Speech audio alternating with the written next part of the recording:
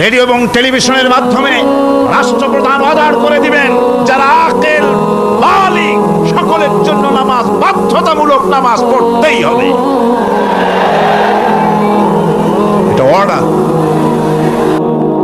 মুমিনুল ক্ষমতায় এসে প্রথম যে কাজটা করবে, প্রথমে ক্ষমতায় এসেই নামাজ বাধ্যতামূলক করবে। প্রথম কি?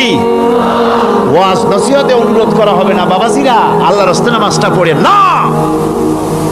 রেডিও এবং টেলিভিশনের মাধ্যমে রাষ্ট্রপ্রধান অর্ডার করে দিবেন যারা আকেল বালিগ সকলের জন্য নামাজ বাধ্যতামূলক, নামাজ পড়তেই হবে। এটা অর্ডার। প্রিয় ভাই, সব মানুষের হায়াত মওতের কোনো স্থিরতা নাই। আপনারা আমাকে ভালোবাসেন, এর জন্য আমি কৃতজ্ঞ।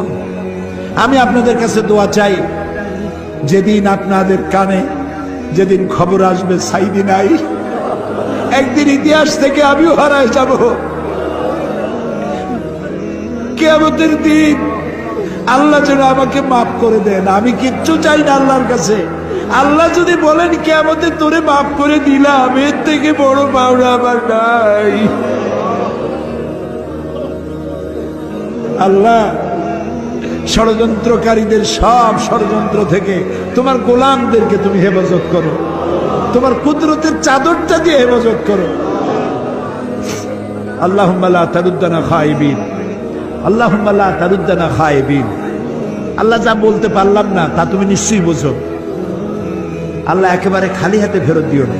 আল্লাহুম্মা লা তারুদ্দানা খায়িবিন, একেবারে কিছু না দিয়া খালি হাতে এতগুলা মানুষকে তুমি ফেরত দিতে পারো না, পারো না, পারো না। তুমি গফুর, গফফার, ওদুদ, সাত্তার,